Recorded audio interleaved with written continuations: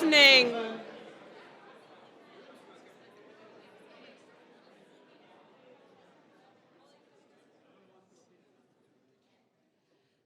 So, on behalf of the Dean and the chapter here at Westminster Abbey, can I extend our heartfelt welcome to you? Some of you may just know me as the chaplain to the Speaker of the House of Commons. If you do, I'm delighted to welcome you to this, my other gaff. Here I serve as one of the canons of Westminster, and I'd love to tell you just a little bit about this location. We're here in what's called the East Cloister, and the cloisters were once one of the busiest parts of the Abbey. It's where the Benedictine monks would have spent much of their time. And in medieval times, it was here in the East Cloister that the abbot would hold his Maunday. That would be on the Thursday of Holy Week, and in an echo of Christ's washing of the feet of his disciples, elderly gentlemen, 13 of them, would be seated on a stone bench here, and the abbot would come before them, wash their feet, wipe them dry, kiss them, and he would then give each man 3 pence, 7 red herrings, some ale, and 3 loaves of bread. I trust that you are being equally well looked after. A fire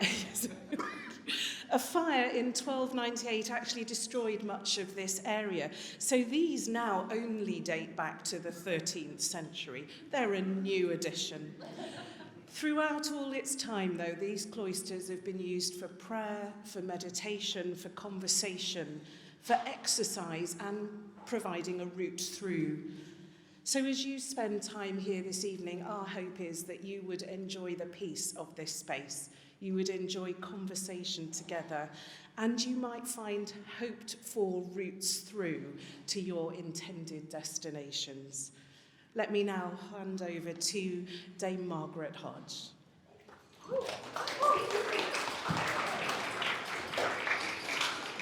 I'm just wondering whether we'll go down in history as this is the inauguration of a new era when we eradicate dirty money from Britain and everybody coming together. So hopefully in future years, the birth of this movement will be seen as being here.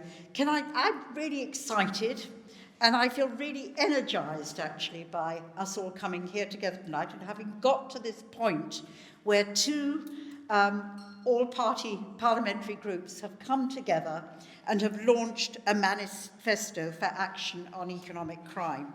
I want to thank the Joffe Foundation, who've shown confidence in us, SIPFA, who also have an Open Society Foundation, and I think all of you, the confidence in what we're doing has really helped us professionalize and create this wonderful event in this amazing place this evening.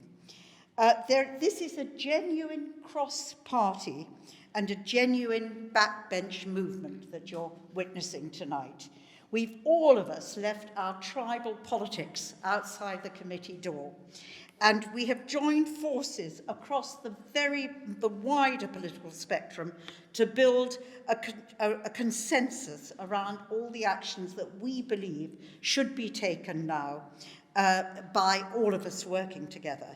And I think on a day that has been difficult for politics today, what we're demonstrating is Parliament at its very best, with backbenchers working together, working in the national interest to tackle what is an urgent and deep-seated problem that has infected our country, our financial sector, and increasingly impacting on the public domain and on our politics.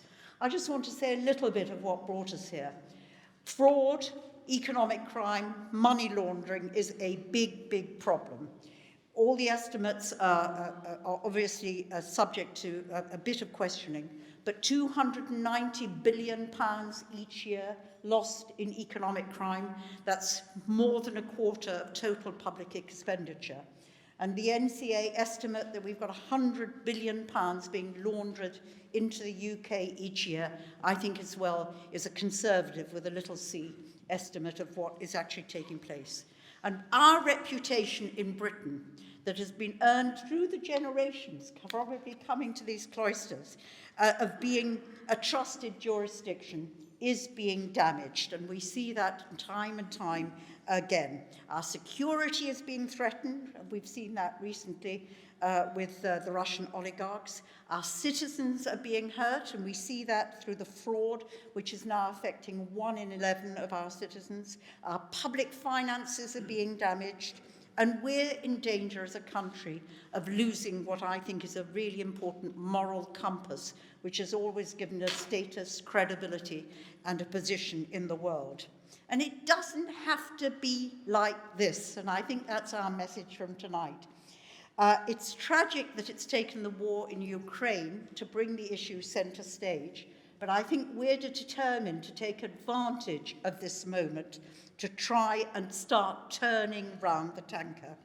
And our manifesto talks about action on 4 fronts, that we've got to pursue transparency. It's really important that we can follow the money. We have got to have smart regulation, not more regulation, but smart regulation that really works and ensures that there is no place for dirty money in the UK economy. We need tough enforcement by our agencies so they really do take advantage of the powers that are there, and we need proper accountability to the British public through Parliament. And those 4 pillars run through the manifesto that we're putting forward. Research that has been published today by Tax Justice Network, looking at the measures that we're proposing in our manifesto, say that if we were to implement them all overnight, Britain would improve its position on their financial secrecy index by 300%. And that is a massive change from just a set of pragmatic, doable actions. So tonight does demonstrate a partnership and a consensus of what we want to achieve. It's a partnership and consensus among backbenchers. We want to achieve partnership and consensus with government, and we want to achieve partnership and consensus as well with all those working in the financial services sector who are impacted by the present situation and who could benefit by a report. So this is the start of a journey. Thank you all for coming, and thank you particularly to Damien Hines, who is the next speaker, for coming and joining us this evening. Thanks very much.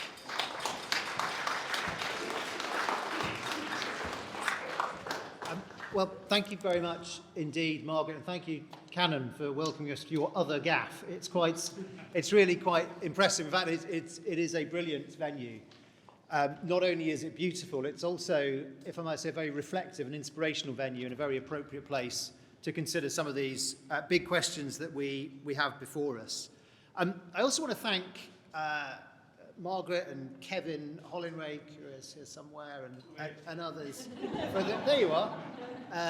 For the work of your all-party parliamentary groups, and I know there's Mary S.C. and other all-party parliamentary groups represented here tonight as well. And it is really important, the role that you play, your groups play, in providing a forum for discussion of these matters and keeping them very much to the fore. And of course, that is to say the government, agrees with you on the imperative here, on the size of the problem. I think, Margaret, you described it as urgent and deep-seated, and I see no reason to vary from that. Economic crime harms us in multiple ways. It harms our national security and our personal individual security.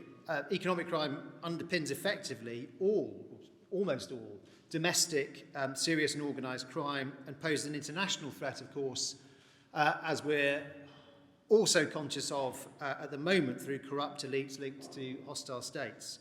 It also harms our prosperity and resilience. In this increasingly digitised economy, online financial exploitation poses a direct threat to our economy. And it harms, as you said again, Margaret, our global influence as a stable, well-regulated economy, and that's vital to attract and maintain investment, and the investment in our financial sector, which remains so important and such a big job creator and livelihood supporter. Economic crime is also closely related to other types of crime, particularly fraud and cyber, because so many frauds are cyber-enabled. They are preceded by a cyber crime, and then they are succeeded by a fraud crime. And fraud is now the single biggest category of crime by volume in our country, accounting for some 40% of all crime in England and Wales, with over 4.5 million offences estimated in the year to March. So we are very much alive to the threat from illicit finance and are taking concerted action to ensure dirty money has nowhere to hide in the United Kingdom. And money obtained through corruption or criminality, including but certainly not limited to that link to Russia, is simply not welcome here. We are determined to preserve this country's status as a global business centre, and that means fighting fraud, fighting money laundering, and fighting other economic crime wherever and whenever it manifests. We share with you the objective in wanting to tackle this complex problem while ensuring that legitimate businesses can continue to thrive, and the need always to strike a balance against onerous requirements on business.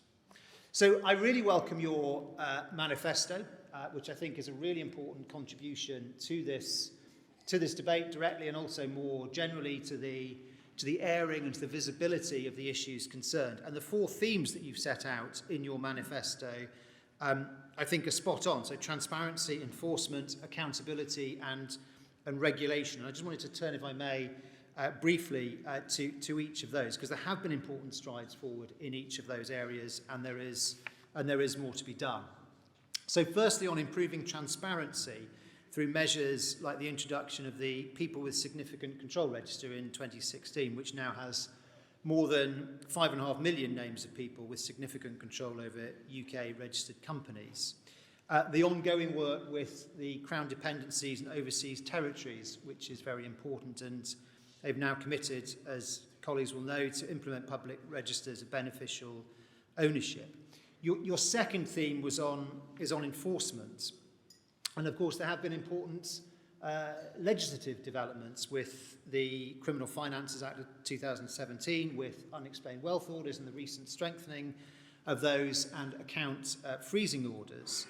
And in terms of our physical, human capability, the investment coming forward from the Spending Review 2021 of accounted around £400 million over 3 years, including the new economic crime levy, which I think is really important as a sustained and sustainable method of finance for this important work. Your third theme is improving accountability, and I think it is significant that we now have a published economic crime plan with measurement of progress against it. Also significant is closing down the Tier 1 investor route and committing to publishing a review on that. And your fourth theme, improving regulation. So most recently, of course, what we internally in Westminster we all call Economic Crime Bill 1, so the Economic Crime Transparency and Enforcement Act, as it now is, will help to further crack down on dirty Russian money in this country and on other foreign corrupt elites. And of course, sanctions were being imposed under the Act, as you will know, within hours of it coming into law. I know several colleagues here this evening and I can see a number of them, played a really important role in supporting and helping to develop that legislation. I want to thank you personally for that. But we know it is also a constantly evolving challenge, and nobody should be complacent about the threat or blind to the need to go further.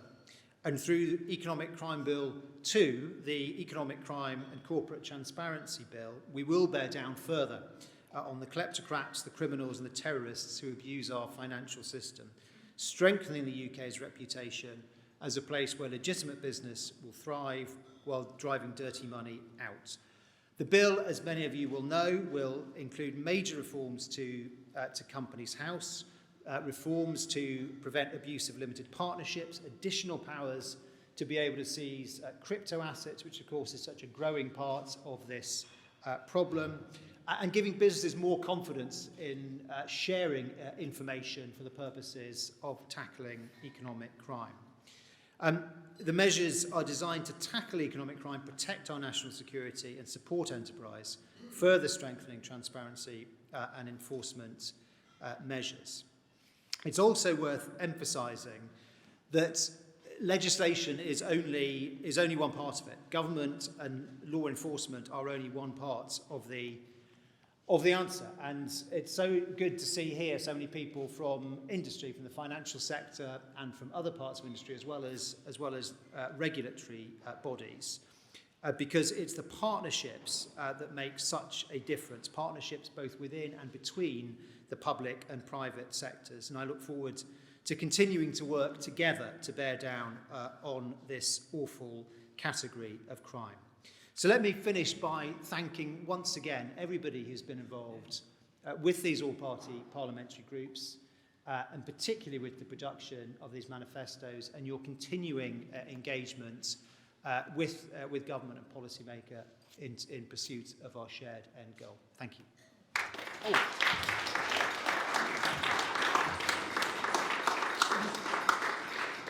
And it gives me great pleasure, actually really great pleasure, to be able to introduce we often say my friend and colleague in politics, this time I mean it, introduce my friend and colleague. We've had a chance to work together for quite some time, the great Lord Theodore Agnew. Theodore.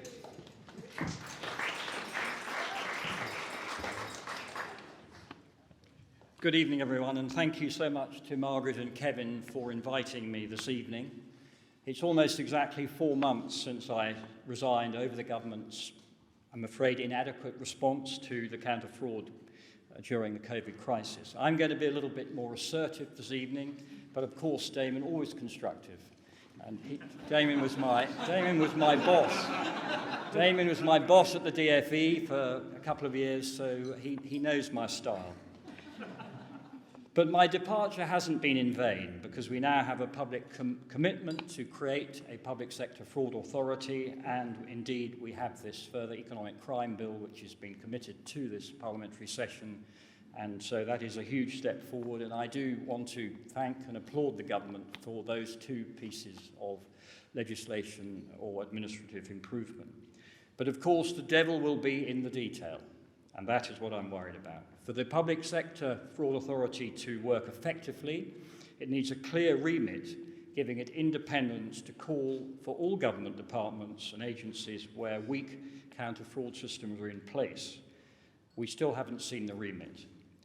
Likewise, it needs to be able to hire the best brains to be part of it. What is the plan? At the moment, I fear it is a rebranding of the government function, the counter-fraud function, which I was in charge of, and I'm afraid that has been ignored for years, so there needs to be a significant change in culture. The economic crime bill, and what a fabulous manifesto to you both, well done. It's probably a once-in-5-year opportunity for us to really reset the economic crime toolkit in this country.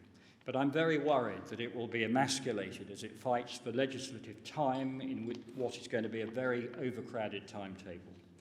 Done properly, at least 4 departments are going to need to be coordinated. I think Damon is leading on the legislation at the Home Office, but he's going to need to be the ringmaster for BEIS, for the Foreign Office and at the Cabinet Office, and maybe others. Has Damien got resources to do that?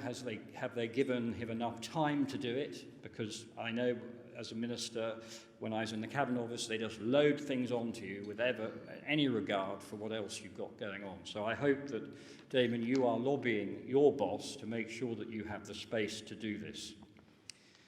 In the meantime, the progress with BEIS and the British Business Bank in getting to grips with the banks over the handling of the bounce-back loans really seems to be glacial. We still have no public real-time data on progress. The government still stonewalls in making public the recipients of these interventions. I'm really shocked by this and by the arrogance of BEIS in trying to defend the indefensible. Nearly £80 billion of taxpayers' money was rapidly handed over to over 1.5 million businesses.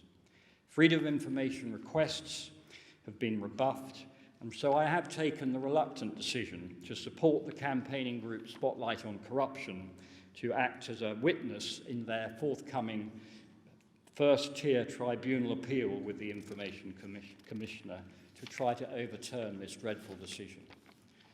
I'd urge the government again to reconsider this appalling defensiveness and sweep away the darkness. This mishandling is going to remain in the public domain for years, with anyone associated with it being shredded by 1,000 humiliations. Someone with courage in government needs to do the right thing and open up that data. It will force the pace and make things happen. I've referred before to the Swiss COVID loan scheme, similar to ours in that they also had a large proportion with 100% state guarantee. The difference is that by the 15th of October 2020, the Swiss Federal Audit Office had reviewed 95% of the guaranteed loans, and over 7% were referred to their State Secretariat of Economic Affairs, which broadly equates to our Treasury.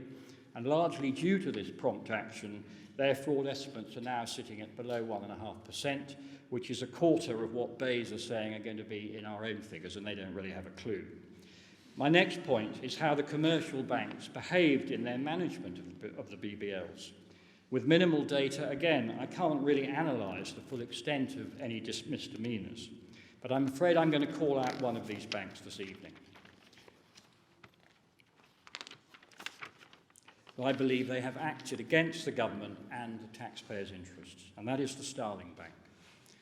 Looking at their published accounts for the year ending November 2019, which is only 4 months before COVID, they had a loan book of less than £23 million. You have to get to that number by stripping out some loans they bought off another lender, but that's the net amount, including overdrafts. But once they were given fast-track approval to be a BBL issuer, and that was a privilege denied to most other small banks at the time, they proceeded to lend £1.4 billion under the state guarantee in a matter of months. I get the second figure from an interview given by the Starling Bank chief executive to a magazine or a publication called Business Live on the 17th of March of this year. So it seems they simply used this mechanism as a cost-free marketing exercise to build their loan book and so their company's valuation.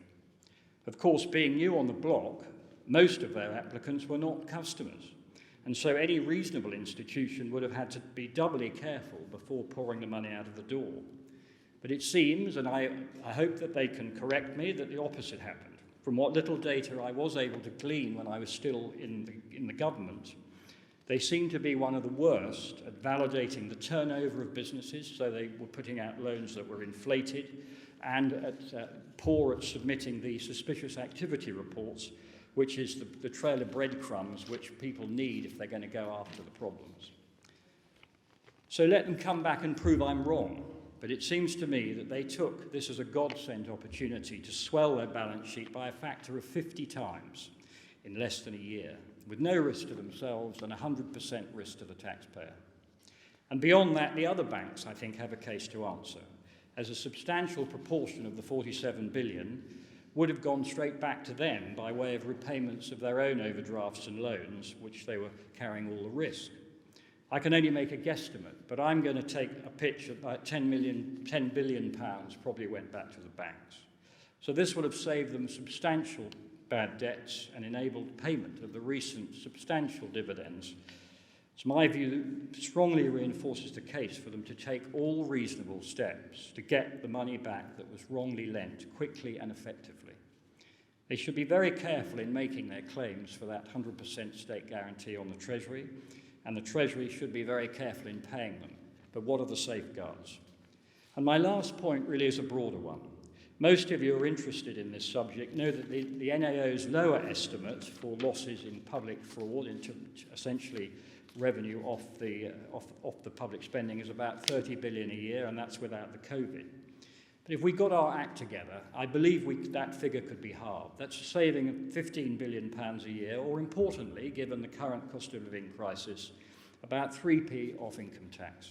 And that is somewhere between 3 and 5 times the amount that they are hoping to collect under this awful new energy tax. And who loses if we achieve this improvement in fraud? Well, the only people who lose are the bad people. But the Treasury seems insouciant about this. It seems far easier for them just to raise taxes and spend more money, where we all lose. So there is a huge prize here for the government. I hope that the Conservative government grabs this opportunity. I would respectfully break my coalition with Margaret on that. But if they don't, the next government will. And there is a huge win here. So I hope that people start to wake up before it's too late. Thank you.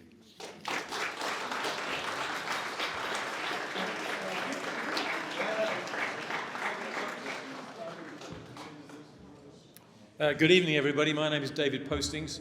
I'm the Chief Executive of UK Finance. I shall be brief this evening, but I wanted to express my thanks at being invited here and at the great collaborative work between the two all-party groups and also the industry that I represent, which is all the banks and finance companies.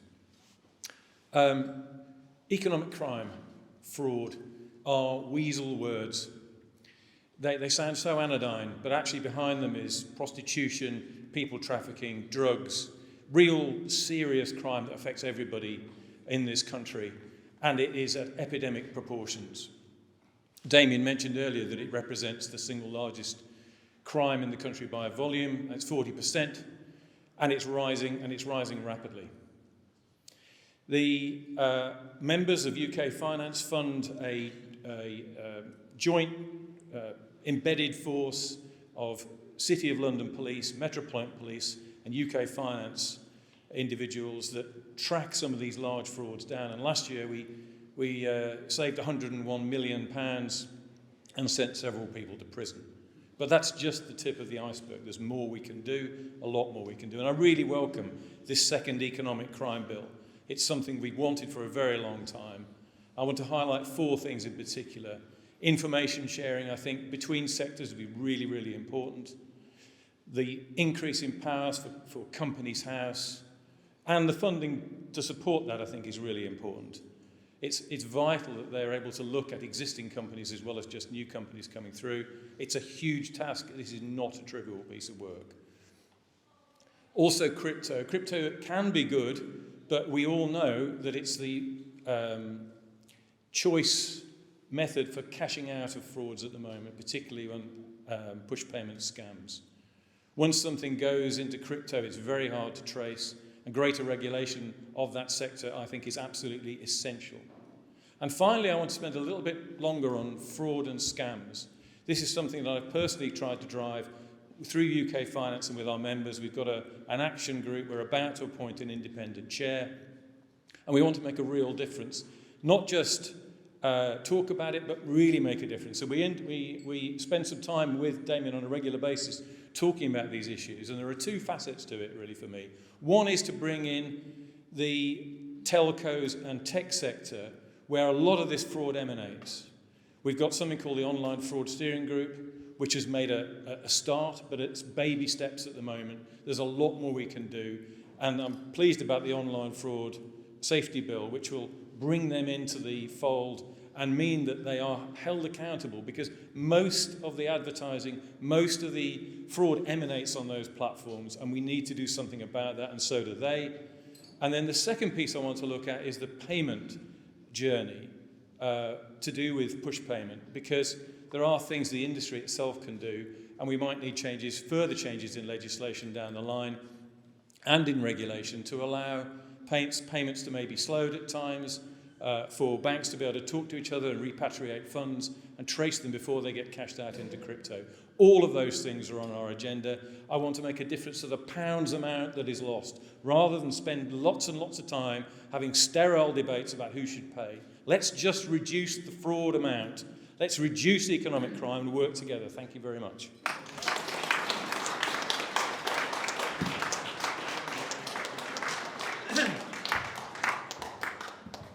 Well, thank you very much. My name is Kevin Hollingrake. I'm the co-chair of the All-Party Group on Fair Business Banking. Delighted to be here at this amazing venue. Such wonderful hospitality. I promise you we're not funded by Russian oligarchs. We're funded by the angels, actually, some fantastic people behind our organisation who put some funding into our respective APPGs, all-party groups, to really tackle economic crime. So we've got a wonderful platform and the wind at our back.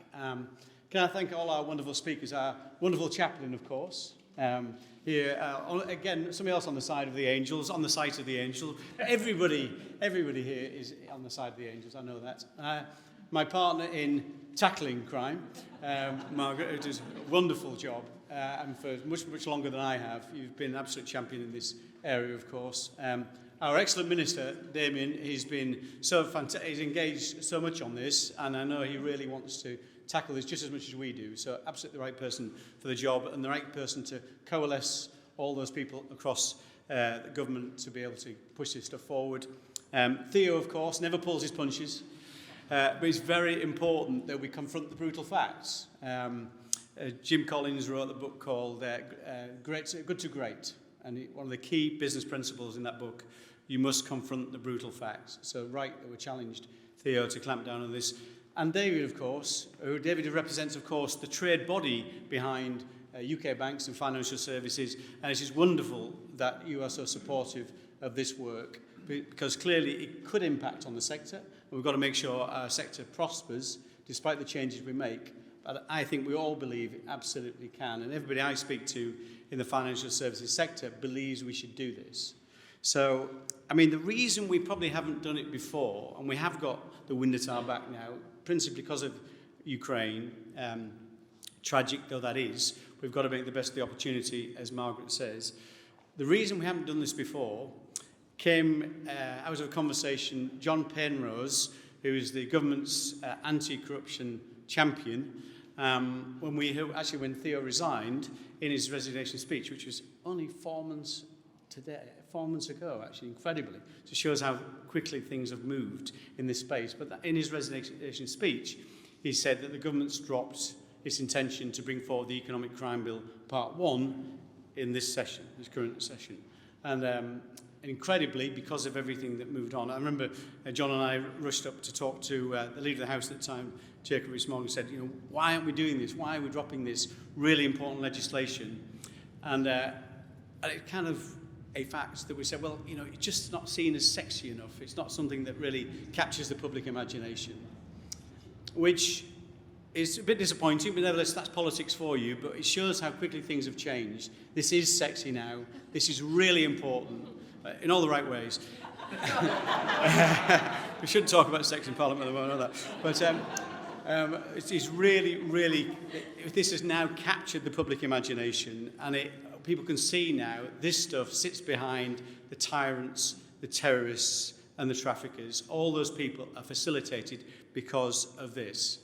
And to give you a small example of this, there's a Yorkshire businessman called Mani Hussain, who was the subject of a unexplained wealth order, where effectively they confiscate all your money, £10 million of Mani Hussain, this supposed businessman.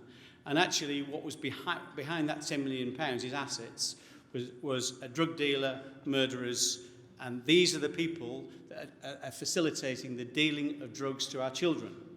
Now, he's a small-time guy, £10 million, of course, but there are the people that sit behind the Putins and the Escobars of this world are exactly the same kind of people. And it's economic crime that facilitates this. And we let it happen. Too often we let it happen. And money laundering is the equivalent to a thief. If he steals jewels, he needs a fence to turn it into usable cash. It's exactly the same with these terrorists, these tyrants, these criminals. They need somebody to turn that money into usable cash. That dirty money needs cleaning through the system. And that we're not tackling that as well as we can. The scale of this problem is absolutely huge. Putin would not be able to sustain himself in Russia without economic crime. That's how big it is. The amount of illicit money that's taken out of Africa every year by kleptocrats is twice the international aid budget for Africa. Twice as much. That's not just the UK's contribution, the global contribution towards Africa, twice as much is coming out the back door because through economic crime facilitated by things like money laundering. That's how important it is. It's wonderful to see the government pushing forward so quickly on this. I've been asked to read out all the things that are in this manifesto. But I can see some of your glasses are nearly empty. So I'm not going to do that. So I'm going to pick out two really, really important things. And if we could do anything, Damien, apart from the things you've already committed to do, these are two things I'd like us to do. Too often, if we look at three examples, I'm sorry to pick individual banks, but Theo started it. So NatWest was fined this year £250 million for money laundering, facilitating money laundering. HSBC a few years ago was fined nearly $2 billion facilitating money laundering. Some Mexican cartels, the Escobars of this world, and others. Danske Bank will shortly probably receive a very hefty fine in the billions, I would say, for facilitating £200 billion of money laundering. It's absolutely huge. We have to clamp down on that. But those fines are just seen as a cost of doing business. That's all they are. The chief exec and the people who've got the bonuses because of all that money laundering, and there's big money coming out of this for individuals in those banks, have gone, they're gone and forgotten, and they're taking the money with them. The only way we'll clamp down on this is people who turn a blind eye, willful ignorance or negligence towards that in their organisations if those people go to jail. That must happen. When we introduced personal liability for directors in the construction industry in 1974, fatalities at work dropped on construction sites, dropped by 90%. That's what makes a difference. That's what we must do. The bankers I talked about, I can imagine that's quite an interesting conversation to talk about having to go to jail, but I think the angels in the banks want to do this as well. It is not about finding everything that happens in your organisation. It's not about what you could have done. It's just what you should have done. For gratuitous and willful ignorance of the stuff that's happening in your bank, or indeed your tech company or telecoms company, or wherever it is, if you're ignoring this stuff, you should go to jail. That's how serious it is. So personal liability. And the other thing is whistleblowers. Every single case we have dealt with, that one Danske Bank I mentioned, as that information has come to light because of a whistleblower. Tonight we've got Ian Foxley, who's my constituent here, who blew the whistle on GPT special projects on an arms contract where bribery was happening 11 years ago. They've just been sanctioned in Southwark Crown Court, a rare success for the Serious Fraud Office, to be fair. They pleaded guilty and they had sanctions of about £28 million. We're absolutely right that we clamped down on bribery. Ian has been, without having blown the whistle, and he had a very good job. I won't tell you how much he earned, but it was quite a lot. But he hasn't had a penny for 11 years. 11 years. That's devastating for his family. He's done the right thing. We cannot have a situation where the people that are most important in identifying this information are mistreated in that way. By the state, by us. There's two things we must do for whistleblowers. We must protect them properly, and also we must compensate them properly. Not talking about rewards, we're talking about fair compensation. If we get those two things right, whistleblowers and personal liability, I think we will absolutely crucify economic crime. It's that important. And the other things in here as well, and lots of, so read it all, internally digest it, and let's get behind it. Thank you so much for coming. Enjoy the rest of your evening. Thank you.